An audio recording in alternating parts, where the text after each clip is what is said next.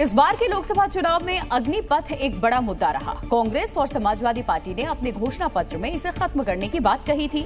वहीं एनडीए में शामिल जेडीयू भी इसमें बदलाव की मांग कर चुका है। अब विपक्ष इसे संसद में उठाने की तैयारी में है। ऐसे में अब 2 साल बाद सरकार अग्निपथ योजना में कुछ बड़े बदलाव करने का एजेंडा बना रही है। फिलहाल अग्निपथ योजना के तहत 25% अग्निवीर 4 साल की सेवा के बाद फौज में शामिल हो सकते हैं। नए प्रस्ताव में इसे बढ़ाकर 50% किया जा सकता है, यानी कि 50% अग्निवीर 4 साल की सेवा के बाद परमानेंट हो सकते हैं। इसके अलावा टेक्निकल सेवाओं में 75% अग्निवीर परमानेंट हो सकते हैं। नए प्रस्ताव में सेवा पूरी कर चुके 25% अग्निवीरों को 7 साल के लिए वापस बुलाने पर चर्चा हो सकती है। अग्निवीरों की ट्रेनिंग 24 हफ्ते की होती है। इसे 4 से 6 हफ्ते बढ़ाने पर भी विचार हो सकता है। पश्चिम बंगाल में चुनाव के बाद भी राजनीतिक हंगामा और हिंसा जारी है। हावड़ा के शालीमार में बड़ा बवाल हुआ। यहां पार्किंग को लेकर 2 गुटों में जमकर पत्थरबाजी हुई। आरोप है कि अवैध पार्किंग का विरोध करने पर टीएमसी कार्यकर्ताओं ने हंगामा किया और जमकर उत्पात मचाया। पुलिस की मौजूदगी में पत्थरबाजी की गई। घर के अंदर घुसकर महिलाओं को पीटा गया। वो आया पी के 2-3 बंदा भुल्ला राय का लड़का लोग हमको मार दिया। मेरा पाँव ऐसे टूटा है, मार दिया। फिर बोलता है पुलिस मिला है सर यहाँ पे आके फिर बंदूक लेके आके भुल्ला राय सब यहाँ पे गोली चलाया, सबको मारा। लेडीज फेडीज को कितना जन का कपार फोड़ दिया, कितना जन का टाली फाली सब नुकसान कर दिया। आरोप है कि टीएमसी के लोग पार्किंग में जबरदस्ती कब्जा किए हुए हैं और विरोध करने पर मारपीट और पत्थरबाजी करते हैं। उत्तराखंड के कई इलाके आग की चपेट में है। इस वक्त अल्मोड़ा के बिनसर अभयारण्य के जंगलों में लगी आग पर अब तक काबू पाने के लिए प्रशासन ने पूरी ताकत झोंक दी है। जंगल की आग की तस्वीरें सामने आई, जिसमें भीषण आग की लपटें उठती दिखाई दे रही हैं। रोड पार न करे यार। आग पर काबू पाने के लिए एयरफोर्स, एसडीआरएफ और वन विभाग ने पूरी ताकत झोंक दी है। आग बुझाने के लिए MI-17 हेलीकॉप्टर को लगाया गया है। प्रशासन करीब 70% जंगल के आग पर काबू पाने का दावा कर रहा है। इधर आगजनी में 4 वन कर्मियों की मौत के बाद आसपास के लोगों में भय का माहौल है। आग से बहुत डर है। हमारा घर है, हमारा ग्वाड़ है, क्यों लूट है, हमारा सब कुछ है हमारा। पिछले साल नवंबर से जारी आग की 1000 से अधिक घटनाओं में करीब 1500 हेक्टेयर वन संपदा जलकर तबाह होने की खबर है। इधर जम्मू के पहाड़ी जंगलों में भी आग सुलगने लगी है। उधमपुर के जंगलों में लगी आग से आसपास के इलाकों में अफरा तफरी का माहौल है। जहां जंगलों से धुआं उठता दिखाई दिया, जंगल की आग लगातार आगे की तरफ बढ़ती गई और कई एकड़ इलाके को अपनी चपेट में ले लिया, जिसमें चीड़ के कई पेड़ जलकर राख हो गए। स्थानीय लोगों का कहना है कि आग 15 दिन पहले लगी थी, जो फैलते फैलते यहां तक पहुंच गई।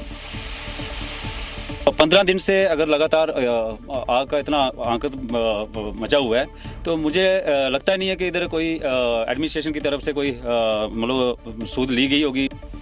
वहीं प्रशासन स्थानीय लोगों से आग लगने की घटनाओं की तुरंत जानकारी देने की अपील कर रहा है।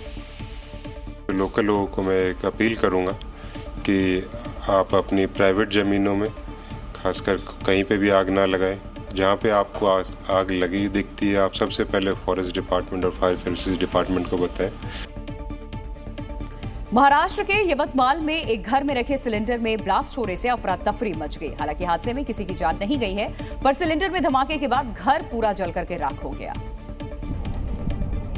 और सिलेंडर में ब्लास्ट का वीडियो भी सामने आया है, जिसमें घर में रखा सिलेंडर फटने के बाद धमाके की गूंज दूर तक सुनाई दी। सिलेंडर में ब्लास्ट की ये घटना यवतमाल के पांढर कावड़ा इलाके की बताई जा रही है, जहां एक घर में रखे सिलेंडर में अचानक आग लग गई और जोरदार धमाका हुआ। घर में हुआ ये सिलेंडर ब्लास्ट इतना ताकतवर था कि किसी को संभलने तक का मौका नहीं मिला और धमाके से लगी आग की चपेट में आने से पूरा घर जलकर राख हो गया। सिलेंडर ब्लास्ट के बाद दूर से ही कई फीट ऊंची लपटें नजर आईं और आसपास के इलाकों में काला धुआं फैल गया। आसमान में काले धुएं का गुबार दिखाई दिया। वहीं सिलेंडर फटने की जानकारी मिलने पर मौके पर पहुंची फायर ब्रिगेड की टीम ने कई घंटों की मशक्कत के बाद आग पर काबू पाया। गनीमत ये रही कि इस हादसे में किसी की जान नहीं गई। गंगा दशहरा के मौके पर आज देश भर में श्रद्धालुओं ने आस्था की डुबकी लगाई। गंगा में स्नान करने के लिए लाखों की संख्या में श्रद्धालु सुबह से ही गंगा के घाटों पर जमा हो गए और मां गंगा का जयकारा लगाते हुए हजारों लोगों ने आस्था की डुबकी लगाई। गंगा दशहरा के मौके पर हजारों श्रद्धालु गंगोत्री धाम पहुंचे और मंदिरों में पूजा अर्चना करने के बाद गंगा के घाट पर स्नान करते दिखाई दिए। इस दौरान श्रद्धालुओं ने स्नान के साथ साथ मंदिरों में दान भी दिया। उत्तराखंड के हरिद्वार में भी हर की पैड़ी पर भी गंगा दशहरा के मौके पर भारी भीड़ नजर आई। गंगा घाट पर हर तरफ लोग मां गंगा का जयकारा लगाते हुए स्नान करते दिखाई दिए। गंगा दशहरा के मौके पर वाराणसी के सभी घाट लोगों से खचाखच भरे दिखाई दिए। घाटों को भी फूलों से सजाया गया था। गंगा स्नान के बाद लोगों ने काशी विश्वनाथ समेत कई मंदिरों में पूजा अर्चना की। वहीं अयोध्या के सरयू घाट पर भी भारी संख्या में श्रद्धालु पहुंचे और आस्था की डुबकी लगाई और रामलला के दर्शन किए। सनातन धर्म की मान्यताओं के अनुसार अपने पूर्वजों के उद्धार के लिए भागीरथ गंगा को धरती पर लेकर आए थे। तभी से गंगा दशहरा पर मां गंगा की पूजा और इसमें आस्था की डुबकी लगाने की परंपरा चली। ये गंगा दशहरा का महत्व ये है कि भागीरथ जी ने तपोभूमि किया, हजारों वर्षों तक अपने पूर्वजों को तारने के लिए गंगा माता को पृथ्वी पर लेके आए, तो इसीलिए गंगा दशहरा मनाते हैं। ऐसा माना जाता है कि गंगा दशहरा के दिन स्नान करने से लोगों के सारे कष्ट दूर हो जाते हैं।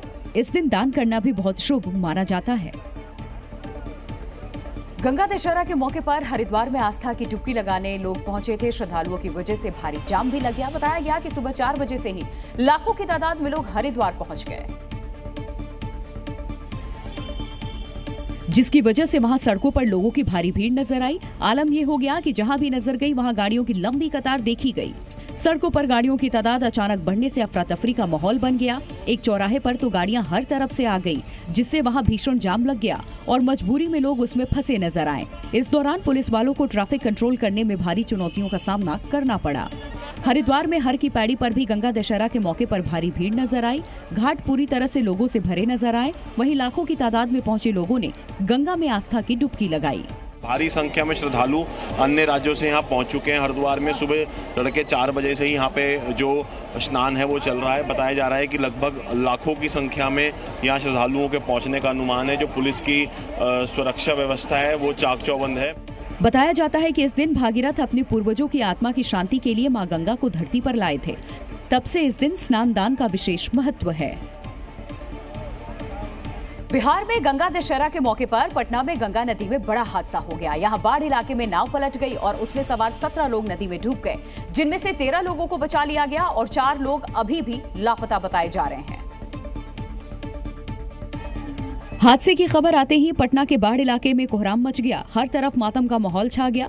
बताया ये जा रहा है कि यह हादसा गंगा नदी में उमानाथन घाट के पास उस वक्त हुआ जब गंगा स्नान करने के लिए नाव में ज्यादा यात्री सवार हो गए और गंगा नदी के बीच में जाकर नाव पलट गई। हम अभी पटना के बाढ़ स्थित उमानाथ घाट पर हैं। ये दिखाएंगे आपको, ये गंगा है जहां अभी अब NDRF SDRF team rescue operation कर रही है और इसमें देखिए बोट से वो जांच कर रही है। नाव के पलटने ही गंगा किनारे खड़े लोग हरकत में आ गए और स्थानीय नाविकों की मदद से लोगों को बचाने का काम शुरू किया और करीब 1 दर्जन लोगों का रेस्क्यू किया। 4 लोग अभी नहीं मिले हैं, इसमें से बाकी लोगों को बचाया जा चुका है या खुद वो निकाले गए? बाकी लोगों को यहाँ के जो लोकल लोग हैं उन्होंने बचाया है। नाव हादसे की जानकारी मिलने पर पटना प्रशासन के अधिकारी और एनडीआरएफ की रेस्क्यू टीम मौके पर पहुंची और लापता लोगों की तलाश शुरू की।